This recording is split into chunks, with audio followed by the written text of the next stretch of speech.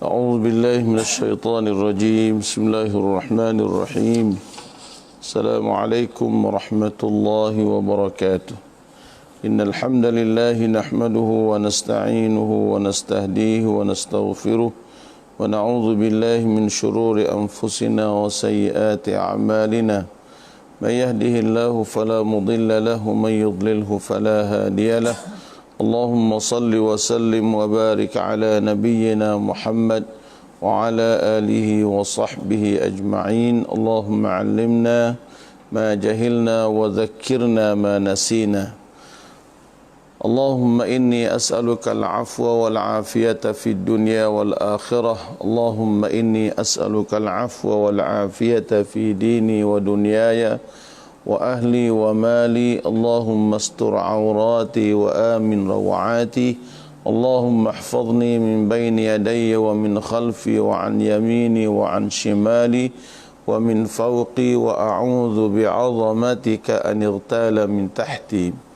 Sidang penonton, pendengar yang dikasihi sekalian, alhamdulillah kita bersyukur pada Allah Subhanahu wa taala.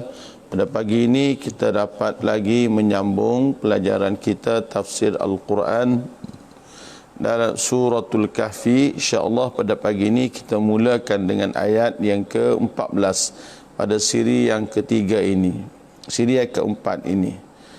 Qauluhu ta'ala, a'udzu billahi minasyaitonir rajim. وربطنا على قلوبهم إذ قاموا فقالوا ربنا رب السماوات والأرض لن ندعو من دونه إلها لقد قلنا إذا شططا. Dan kami kuatkan hati mereka dengan kesabaran dan keberanian semasa mereka bangun menegaskan tauhid lalu berkata, Tuhan kami ialah Tuhan yang menciptakan dan mentadbirkan langit dan bumi. Kami tidak sekali-kali akan menyembah Tuhan yang lain daripadanya.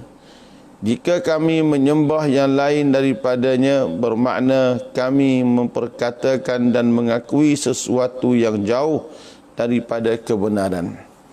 Baik kawan-kawanku, jadi kasih sekalian, kita masih lagi dalam episod Ashabul Kahfi, di mana penghuni gua ini yang disifatkan oleh Allah Subhanahu wa taala bahawa mereka ini adalah satu kaum, satu golongan pemuda yang beriman pada Allah Subhanahu wa taala, telah melarikan diri daripada penyembahan sesama manusia untuk menyelamatkan iman mereka pada Allah Subhanahu wa taala.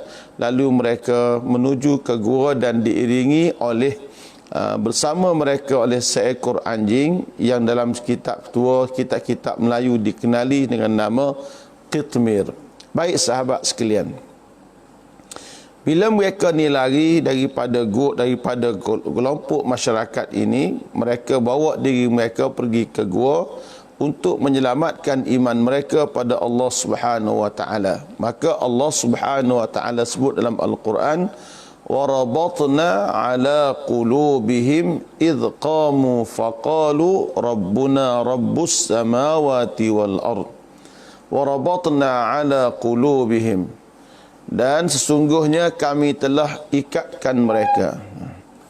Sesungguhnya kami telah kuatkan hati mereka, yakni sabarnahum, kami kuatkan kesabaran mereka untuk menentang dan berlawan dengan kaum mereka, dan kami telah teguhkan akidah mereka kepada Allah Subhanahu wa taala. Nak boleh ke memiliki iman yang kuat, mesti kena ada keyakinan kepada Allah Subhanahu wa taala. Jadi golongan Ashabul Kahfi, pemuda-pemuda ini, mereka ini mempunyai keyakinan iman pada Allah Subhanahu wa taala. Mereka teguh dengan Allah Subhanahu wa taala, lalu Allah taala kuatkan kesabaran mereka untuk menentang kaum mereka. Dan mereka ni sahabatku dikasihi sekalian, Allah Subhanahu wa taala ilhamkan kepada mereka kekuatan azimah mereka, sehingga untuk menjaga iman mereka pada Allah taala, mereka telah sanggup meninggalkan kehidupan mereka yang selesa dan mewah dan bahagia menuju kepada kehidupan yang baru. Rela tinggal segala-gala yang ada di atas dunia ini semata-mata untuk mencari keredaan Allah Subhanahu wa taala. Di saat di mana raja mereka yang bernama Daqyanus itu mengajak orang, merangsang orang lain supaya menyembah berhala dan sebagainya, tapi mereka ini telah lari daripada pemerintah yang menyembah yang lain daripada Allah Ta'ala tanpa mempedulikan akan kesenangan-kesenangan di dunia. Dia bawalah iman dia bawa akidah dia kepada Allah Subhanahu wa Ta'ala. إذ قاموا فقالوا ربنا رب السماوات والأرض. Lalu ketika mereka bangun menegaskan tauhid, lalu berkata, Tuhan kami ialah Tuhan yang menciptakan dan mentadbirkan langit dan bumi. Di saat ni tuan-tuan semua, dia tinggal senangan dunia, dia tahu dia lawan raja ni apa risiko dia. Maka tuan-tuan dikasih sekalian, mereka berkata, idh qamu faqalu Rabbuna Rabbus samawati wal ard. Yang pertama dia kata Rabbuna, Tuhan kami. Yakni dia mengakui dengan tauhid uluhiyah, mengikrarkan bahawasanya Tuhan kita ialah Allah Subhanahu wa taala. Rabbuna Rabbus samawati wal ardi.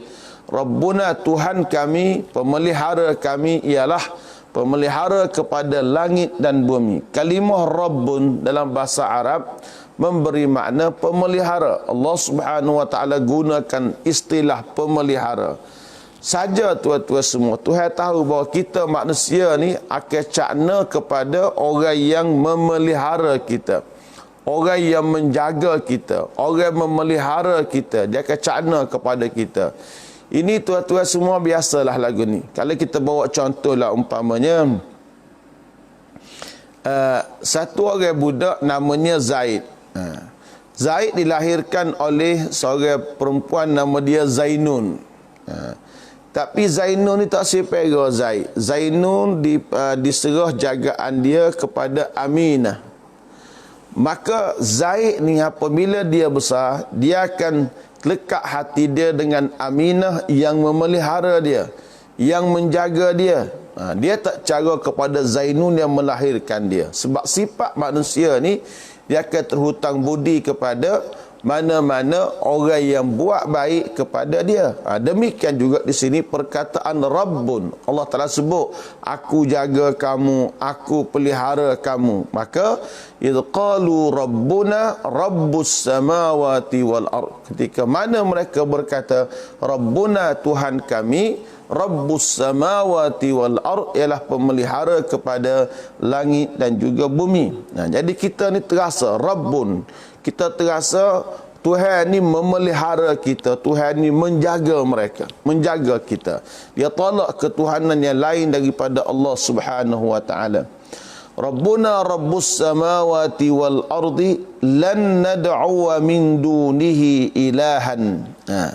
Dan dia menafikan, lan, kami tidak akan seru, kami tidak akan sembah yang lain daripada Allah Subhanahu wa taala. Lan nad'u min dunihi ilahan. Kami menolak segala ketuhanan yang lain daripada Allah. Dia kalimah lan, kalau tuan-puan baca Al-Quran, kita jumpa perkataan tidak. Tidak ni banyak dalam bahasa Arab. Ma pun tidak, la pun tidak, lam pun tidak, lan pun tidak. Ma tidak. Ma ni banyak arti. Tidak pun boleh, yang pun boleh, itu ma. Mudahnya tuan ingat la. La ni artinya tidak. Setengah tepat la artinya cegah. Lam artinya tidak. Lan, lam nun artinya tidak. Tapi ketiga-tiganya ada beza. Saya nak sebut sini la, lam dengan lan. Lam ni tidak, tapi akhirnya boleh jadi ya. Katakanlah katakan dalam surah Al-A'raf, Ashabul A'raf. Ashabul Araf bila dia tengok orang masuk neraka, dia doa kepada Allah biar dia selamat. Dia tengok orang masuk syurga ni tuan-tuan semua, lam yadkhuluha, saya kata lam yadkhuluha. Ashabul Araf doa ya salamun alaikum tibtum, selamat sejahtera bagi kamu, bergembiralah kamu dan sebagainya. Lam yadkhuluha, yang dia sendiri ni kawan-kawan, sahabat-sahabat semua, lam yadkhuluha, dia sendiri dia tak masuk lagi dalam syurga. Tapi Ashabul Araf dalam hadis yang lain menyebut bahawa kesudahan Ashabul Araf kepada syurga. Tapi dia guna istilah lam yadkhuluha. Lam yadkhuluha, yakni tidak, tapi ujungnya boleh jadi ya, akan berlaku perubahan. Manakala kalimah lan di sini dah, lan nad'u min dunihi ilahan, semua kalimah lan, lam, nun dalam Al-Quran memberi makna tidak untuk selama-lamanya, tidak untuk selama-lamanya. Jadi lan nad'u min dunihi ilahan, kami tidak akan menyembah, menganggap bahawa selain daripada Allah Subhanahu wa taala itu adalah Tuhan. Tak ada, Tuhan kami ini ialah Allah Subhanahu wa taala saja. Adapun yang lain daripada Allah, kami telah qat'ikan ia, putuskan dia. Kami telah buat keputusan bahawa tidak ada Tuhan yang lain daripada Allah Subhanahu wa taala. Baik, itu teguhnya iman mereka. Laqad qulna idzan syatata, kalaulah kami ni berkata di sana ada Tuhan yang lain daripada Allah Subhanahu wa taala, nescaya Tuhan kami adalah Tuhan yang nescaya akidah kami, pegangan kami adalah batil, dusta dan sebagainya. Yakni kalimah syatata dalam bahasa Arab berarti mujawazatul haddi wal bu'du anil haq. Kalimah syatata artinya melampaui batas. Artinya melampaui batas. Dan wal bu'du anil haqqi, dan juga jauh daripada kebenaran. Jadi kalaulah kami mengatakan bahawa di sana ada Tuhan yang lain daripada Allah Subhanahu wa taala, laqad qulna idzan syatata, nescaya kami telah berkata perkataan yang melampaui batas, perkataan yang tidak betul, perkataan yang salah dengan agama Allah Subhanahu wa taala. Ini menunjukkan bahawa mereka telah meninggalkan penyembahan Tuhan yang terdahulu selain daripada Allah Subhanahu wa taala, dan mereka menyembah Allah taala. Dia tak berimeh dengan agama Daqyanus, agama yang dibawa oleh raja pada masa itu, dan mereka bawa tauhid mereka kepada Allah Subhanahu wa taala. Jadi kawan-kawan sekalian, betapa teguhnya iman golongan Ashabul Kahfi, yang mereka ini beriman kepada Allah di saat semua orang lain ni melawan Allah Subhanahu wa taala dan menyembah manusia. Sebab itulah kita kena kuatkan iman kita pada Allah, teguhkanlah iman kita ni pada Allah Subhanahu wa taala. Baik, qauluhu ta'ala, sambungan lagi, haula'i qaumun ittakhadhu min dunihi alihah laula ya'tuna 'alaihim bisultanin bayyin faman azlamu mimman iftara 'ala Allahi kadhiban. Mereka berkata pula sesama sendiri, kaum kita itu menyembah beberapa Tuhan yang lain daripada Allah. Sepatutnya mereka mengemukakan keterangan yang nyata yang membuktikan ketuhanan makhluk-makhluk yang mereka sembah itu.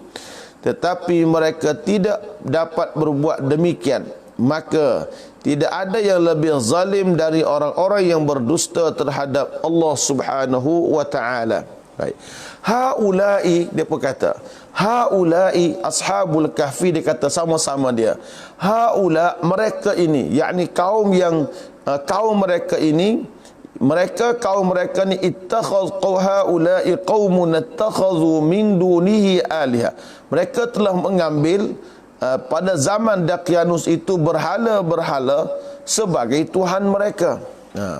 Dia kata puak-puak ni ambil berhala sebagai Tuhan mereka. Kalaulah benar mereka ini bawa berhala dan berhala menjadi Tuhan, marilah dalil kepada kami, hujah kepada kami yang menunjukkan bahawa Tuhan kamu itu adalah benar. Sebab tu tuan, dalam masalah akidah ni kita kena berpaksikan kepada bukti dan juga dalil. Kita nak kata sesuatu perkara gini-gini, ni hujah dia. Nak kata gini, hujah dia. Islam ni tuan-tuan satu agama yang penuh dengan hujah. Dan nak buat gapo pun mesti kena ada sumber. Hatta ibadah kepada Allah Ta'ala. Kalau tuan-tuan belajar, tuan-tuan akan jumpa satu kaedah. Iaitu kalau bab ibadah ni ulama kata, kalau bab makan, al-aslu fil asya'i al-ibahatu. Artinya asal bagi suatu benda bab makan minum gapo ni ibahah, benda ni harus, kecuali bila mari dalil yang menyebut bahawa benda ni haram. Contohlah hurrimat alaikumul maitatu, diharamkan pada kamu maitah, yakni bangkai. Maitatu waddamu, diharamkan pada kamu juga darah. Walahmul khinzir, diharamkan juga pada kamu daging babi. Jadi bila mari hak khusus lagi ni, maka hak harus besar kaedah tadi dikecilkan. Oh, benda ni tak boleh, benda ni tak boleh, benda ni tak boleh. Tu dari segi hak ni. Siapa juga dengan ibadat kita pada Allah. Al-aslu fil ibadati al-man'u. Ulama kata asal bagi ibadah ni tidak boleh. Yang bolehnya apabila disuruh oleh Allah Subhanahu Wa Taala, oleh Nabi sallallahu alaihi wasallam. Sebab tu tuan-tuan tengok, dalam Islam ni bila sebuah ibadah mesti dia ada kaedah. Itu kaedah dia. Dalam Islam ni bila dia sebut masalah ibadah mesti dia ada kaedah dia. Semaya zuhur kaedahnya lagu ni. Semaya asar kaedahnya lagu ni. Semaya maghrib kaedah dia lagu ni. Semaya subuh kaedah dia lagu ni. Semaya isya kaedah dia lagu ni. Jadi semaya hajat kaedah dia lagu ni. Semaya duha kaedah dia lagu ni. Semaya taubat, semaya sunat tahajud kaedah dia lagu ni. Semaya sunat witir kaedah dia lagu ni. Sunat tarawih lagu ni. Semua bentuk ibadah kepada Allah mesti ada kaedah. Jadi kalau tuan-tuan mereka cipta sesuatu ibadah, kaedah tu dari mana tuan-tuan ambil? Itu masalah kita. Kita kata benda ni Nabi buat, sedangkan Nabi tak buat. Lagi bahana, lagi bermasalah. Tu bagi saya kata, kita fokuskan kepada apa yang dibuat dan diajarkan oleh baginda Rasulullah sallallahu alaihi wasallam. Qauluhu ta'ala, laqad kana lakum fi rasulillahi uswatun hasanatun. Dan sungguhnya bagi kamu pada pribadi Rasulullah sallallahu alaihi wasallam itu adalah ada ikutan yang baik. Kalau kita kata bab mati, zaman kita ada orang mati, zaman Nabi juga ada orang mati. Bagaimana Nabi menguruskan kematian di zaman dia, macam itulah kita kena uruskan kematian di zaman kita. Apa benda dalam agama ni kawan-kawan kita buat, mesti kena ada hujah, kena ada dalil dia. Apa benda kita buat, ini sama ada tuan-tuan nak qiyas ke. Kalau qiyas tu betul, silalah tuan-tuan boleh guna. Kalau qiyas ma'al farik yang tidak betul, qiyas yang salah, tuan-tuan tak boleh nak guna. Saya lebih suka kepada buat amalan ini berpandukan kepada yang diajar oleh baginda Rasulullah sallallahu alaihi wasallam. Islam ni satu agama tertegak dengan dalil. Kalau kamu semua berhala, kamu kata dia tu adalah betul, silalah. Laula ya'tuna alaihim bisultanin bayyin. Bila kita lari daripada dalil ni tuan-tuan, hidup kita jadi susah. Pasal apa susah? Nabi buat gini, kita mari kata Nabi, kita buat cara kita. Dia kan jadi tindah orang, jadi nyayo kok orang. Amo sebut satu contoh lah. Buat benda ni kena ada dalil dia, kena tiru Rasulullah buat sallallahu alaihi wasallam. Saya buat satu contoh tuan-tuan biar tuan-tuan boleh faham ya. Mungkin contoh saya ni ada orang tidak setujulah contoh saya. Saya kata kita buat benda ni dia bab matilah.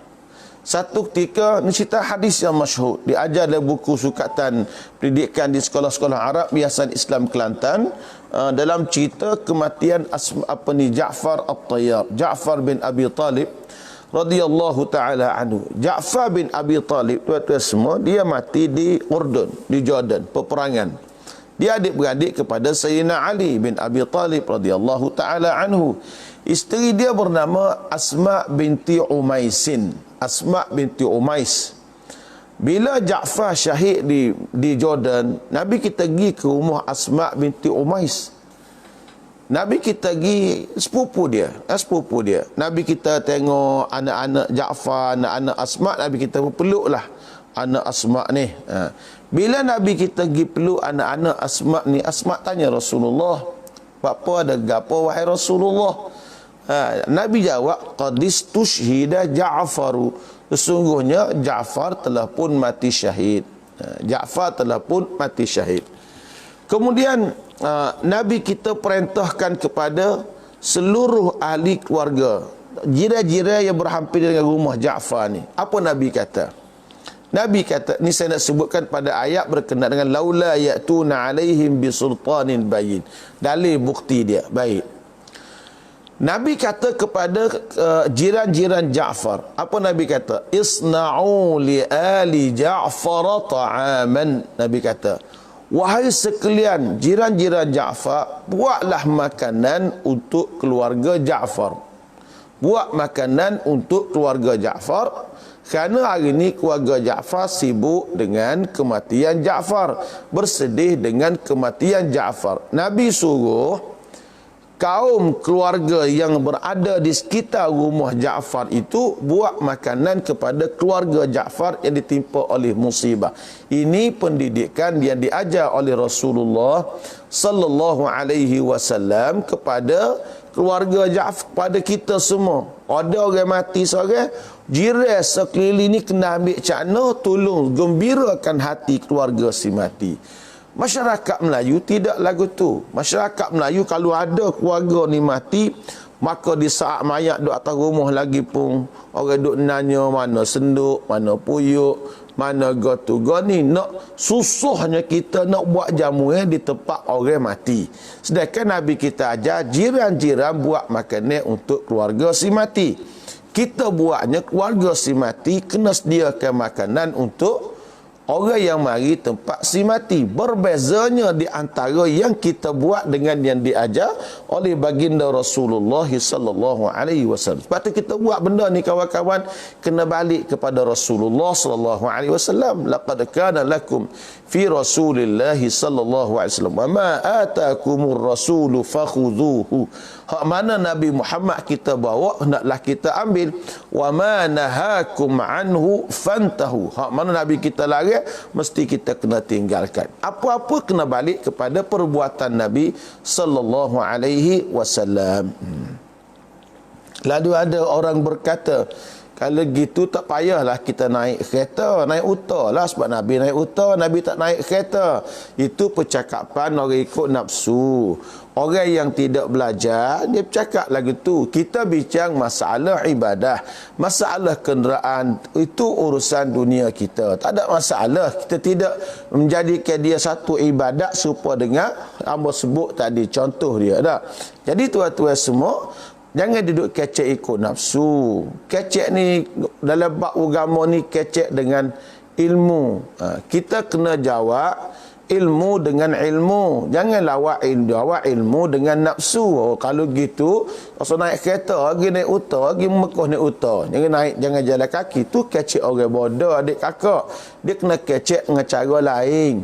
Tak boleh. Jangan ikut nafsu. Apa-apa kita buat, kena ada hujah. Sebab apa kena ada hujah? Sebab benda ni diajar oleh Allah, oleh Nabi. Kalaulah kita tak saya tiru Nabi, nak tiru siapa? Adakah kita beranggap bahawa pendidikan Nabi tidak cukup?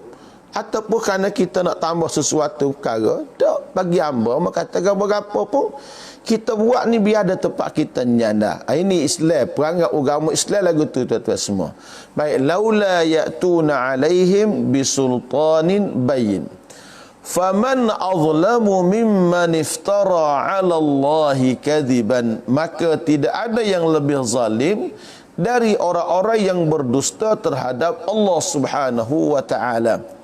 Oleh yang demikian, dalam Kalau ada orang mengatakan bahawa di sana ada Tuhan yang lain daripada Allah Subhanahu wa taala, maka dialah orang yang paling zalim. Tidak ada satu orang pun di atas dunia ini yang lebih zalim daripada orang yang menyandarkan sesuatu yang tak betul kepada Allah Subhanahu wa taala, menyandarkan sekutu bagi Allah taala. Maka mereka ini golongan yang sentiasa melakukan kezaliman, hidup dengan dosa setiap masa.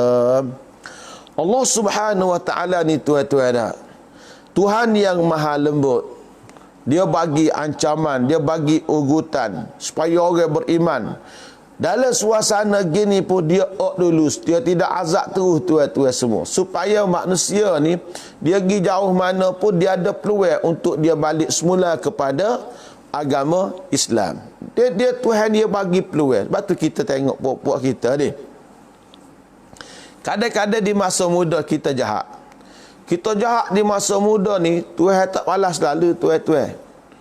Tuhan bagi peluang untuk manusia berfikir dengan reda, molek, tenang, molek. Lama-lama sinar keimanan tu mari. Sebab tu ramai orang yang bertaubat di usia tua. Ada usia tua.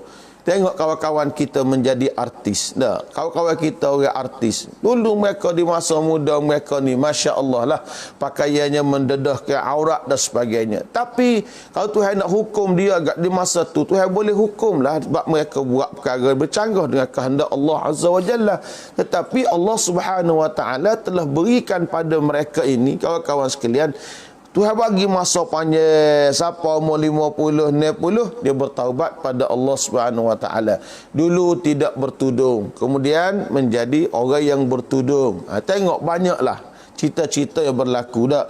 Seperti dulu masyhur cerita Rahimah Rahim umpamanya, ataupun tak silap saya Nur Kumalasari, tidak bertudung zaman dulu masa artis, kemudian dia bertudung. Ataupun Sarimah Ahmad yang terkenal dalam filem-filem Melayu, akhirnya tengok dalam filem, dalam kehidupan dia bertudung.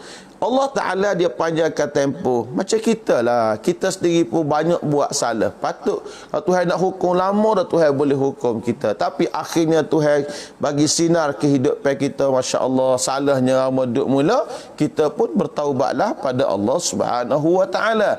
Nak sebut sini bahawa Allah Ta'ala ni tuan-tuan semua, dia bagi masa cukupnya kepada kita supaya kita kembali semula. Jadi puak ni, Ashabul Kahfi ni, kawan-kawan sekalian, dia kata bahawa kalau kita kata di sana ada Tuhan lain daripada Allah, kena buat mari bukti dan dalil. Sebab tidak ada orang lebih zalim daripada orang yang mengatakan perkataan yang sedemikian. Itu perkataan tak betul. Kita kena akidah kita kena betul dengan Allah Subhanahu wa taala. Dalam kita nak jaga iman ni kawan-kawan, kadang-kadang kita kena tinggal benda-benda kemewahan hidup kita atas dunia. Terpaksa kena tinggal. Ashabul Kahfi, dia tinggal kemewahan kehidupan di rumah dia, dan al-aishur raghid was sa'adah, kehidupan yang bahagia di rumah dia. Dia hidup di gua. Dalam gua ni setara mana sangat untuk mencari bahagia yang sejati di akhirat. Kita kena berkorban dengan hidup kita di dunia. Orang lain terus dak tidur atas lembek pukul 3 pagi, pukul 4 pagi. Tapi kita, kalau kita rajin, kita bangun bertahajud. Orang lain sedang tidur, wa nasun niyamun, orang lain tidur, kita bangun bertahajud pada Allah. Tinggalkan sedikit kemewahan dan kesenangan serta keselesaan hidup kita di dunia demi mencari kehidupan kita yang lebih abadi di hari akhirat kelak. Pasal dia dah tua-tua semua. Di saat orang lain tengah bersukaria, kita punya orang baik, kita tinggal sukaria, kita pergi ibadat pada Allah. Di saat orang lain duduk galik dengan dunia, kita ambil Quran, kita baca.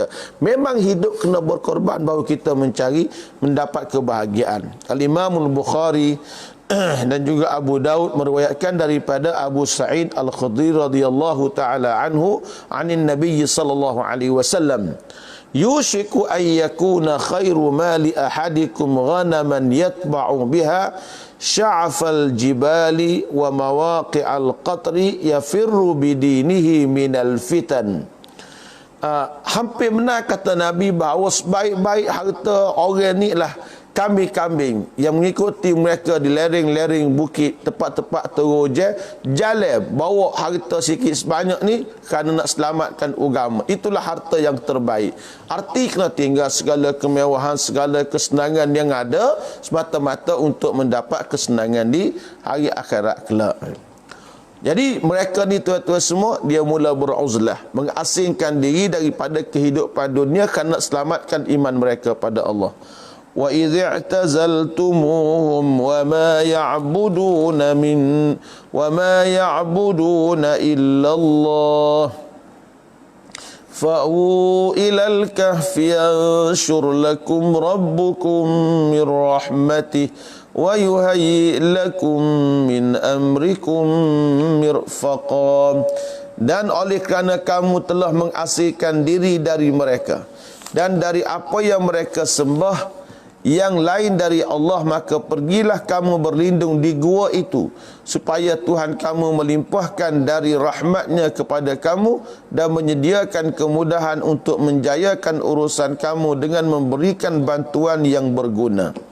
Kawan-kawan sekalian, di sini Allah Subhanahu wa taala kata wa idh i'tazaltumuhum wa ma ya'buduna illa Allah fa'u ilal kahfi.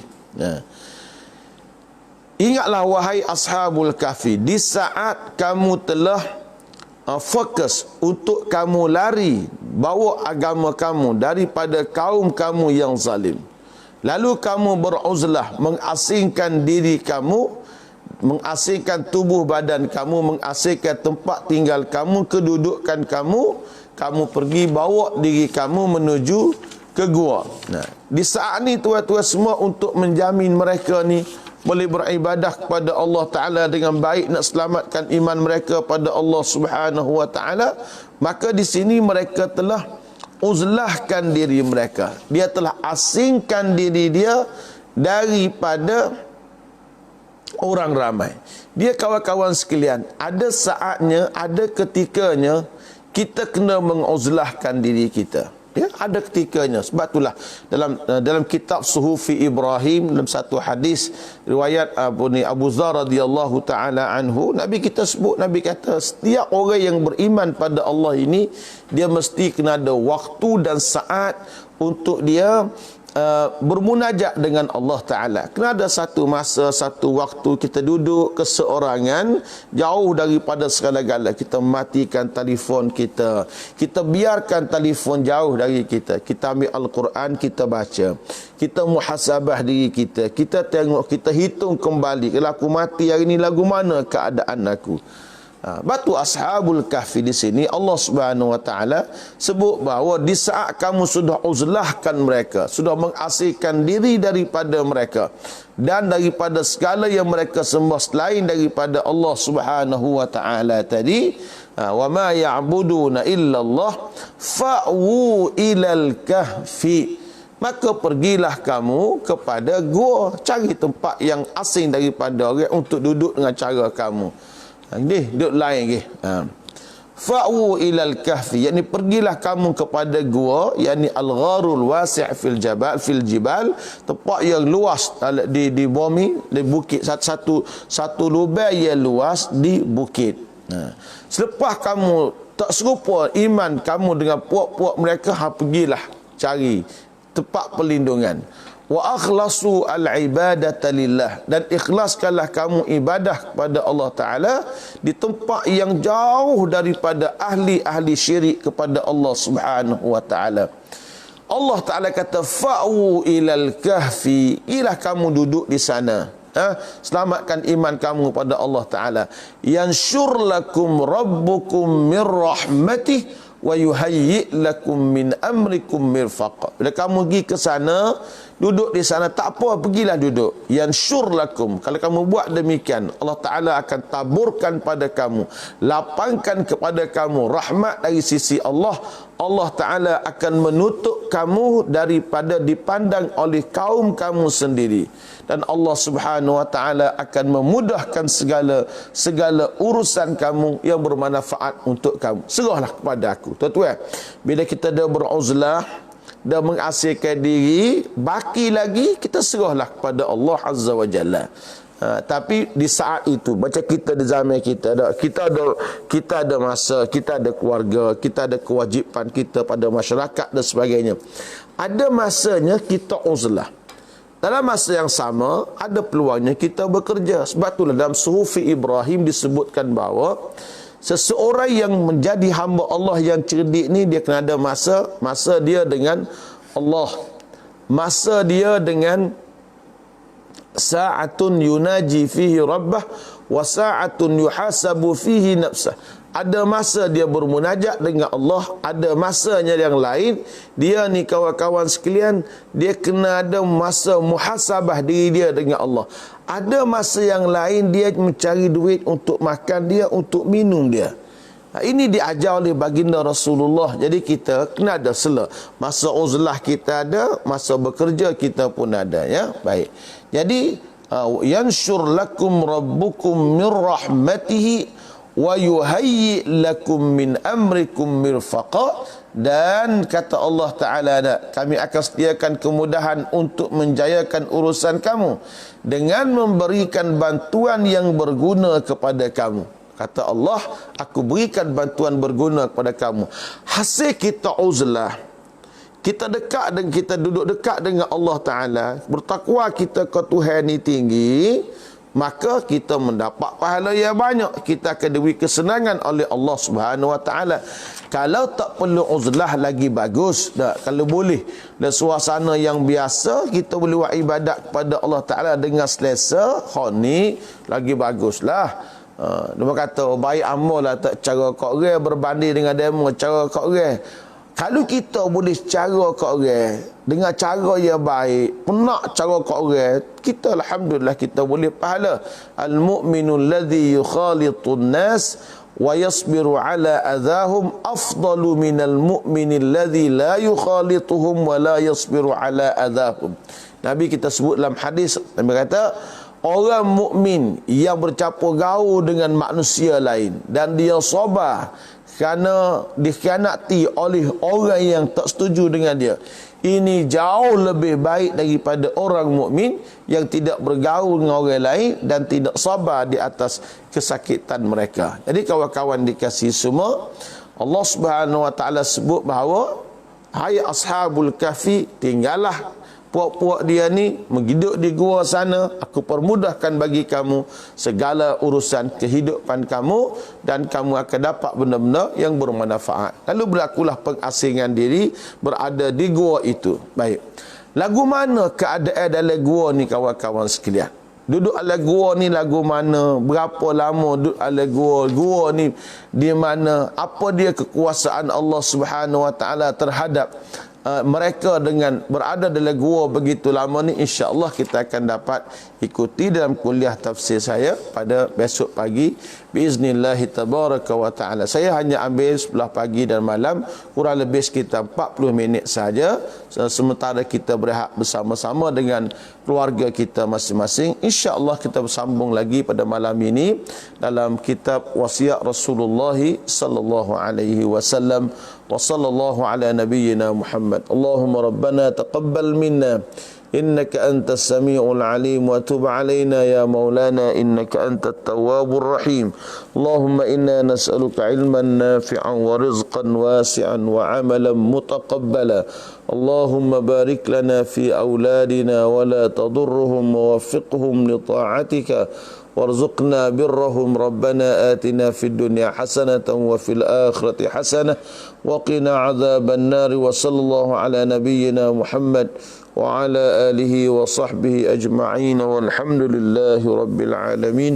Wassalamu alaikum warahmatullahi wabarakatuh.